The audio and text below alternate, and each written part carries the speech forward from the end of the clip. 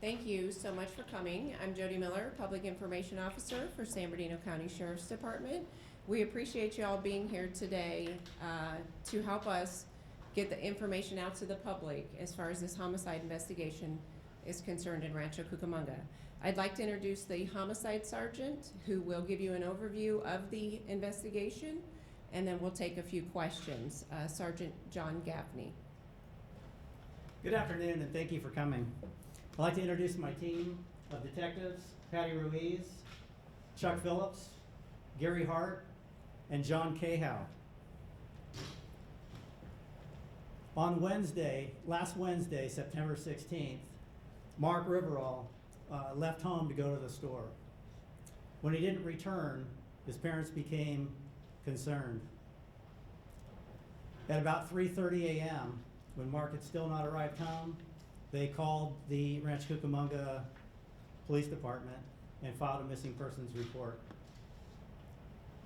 Later that morning at about 6:30 a.m., passerbys at Kenyon Park discovered a unresponsive male in the grass.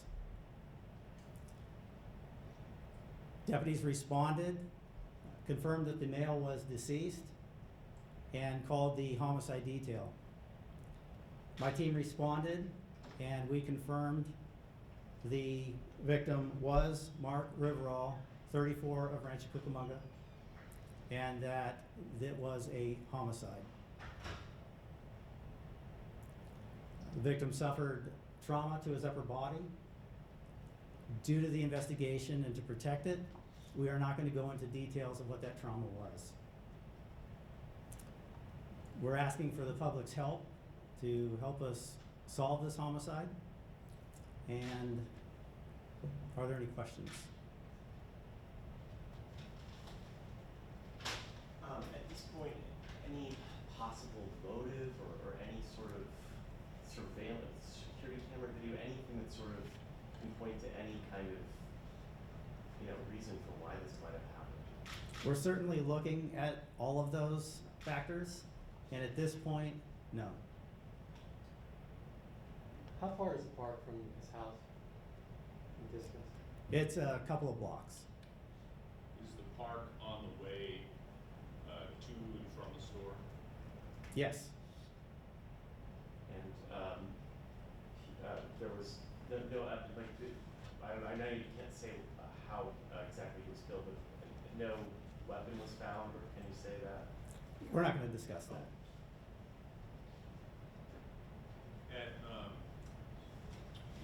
I hate to phrase it like this, but there are, lots of homicides that you guys investigate. What's the reason for having a news conference and asking for the public's help in this manner on this one in particular? In this particular case,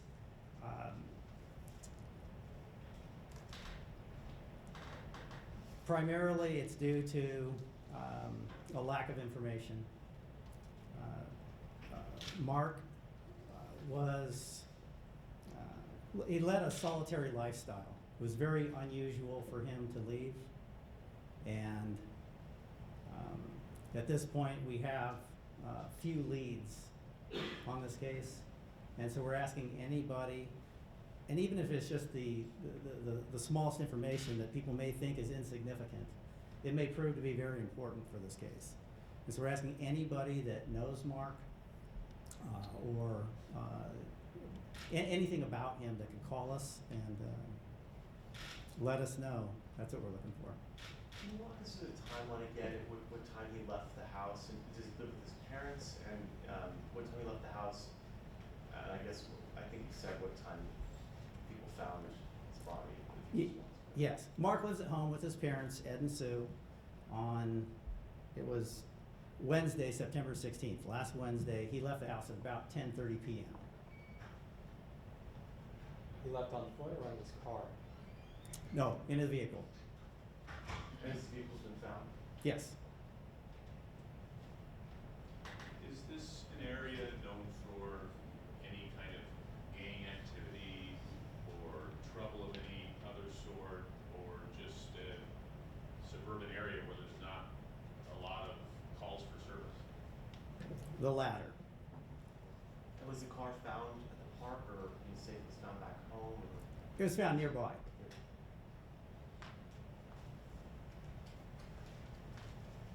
The fact that you suspect foul play in this tells us that something really bad happened to this young man, and we have no answers as to why. Do we have anything about his character that may have put him in the park at 10:30? No, sir. No, sir, we don't. Was there anything missing from his person, like wallet or anything from the car, anything missing, taken? We are not going to release anything like that at this time.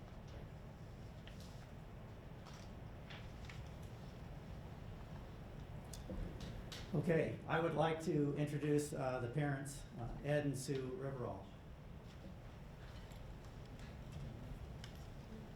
Do you want to just say, what would you like to say to the public in terms of, just kind of urging them to help with this case? Well, it was heartbreaking news that we received on the 17th of September. That our son, had been murdered at Kenyon Park in Rancho Cucamonga. His sudden passing really, have left us all with burning hearts. And I just know for certain that for me, my heart will be hurting for a long time. He was my son, Marky, that's what we call him. He was a good Christian man. He was a faithful Jesus follower. He did not deserve to live from this world the way he did.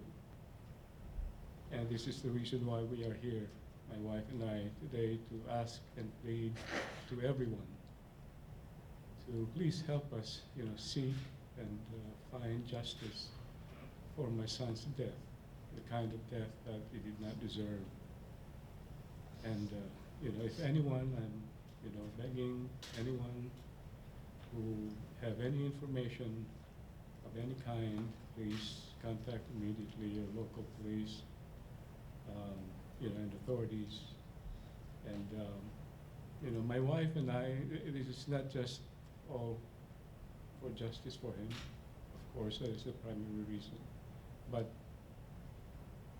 my wife and I will continue to fight to prevent this kind of heinous crime happening again to all other families everywhere. Thank you for this opportunity. Sue, can you tell us about Mark? What were his hobbies? What was he into? What do you want people to remember about him? He's a very gentle soul. Very generous man.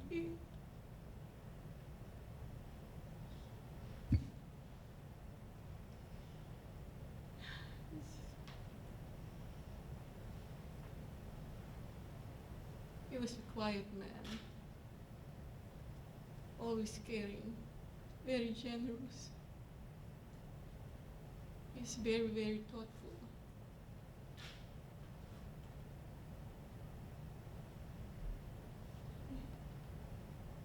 Like my husband said, he's a Jesus follower. If the perpetrator thinks that what he did to my son, he is defeated, he's wrong. My son, when he died that time, he went straight to the palm of the Lord. And he's living here, he is dying while he's living. He took the physical body of my son, but my son continues to live spiritually because he is a follower of Jesus. And I know until he comes out and acknowledge what he did to my son, he was supposed to come home that night. He left his food out there, and now he's gone forever. I will never hug my son.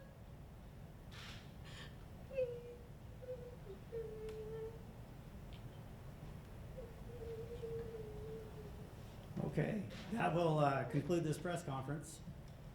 I appreciate you all coming out.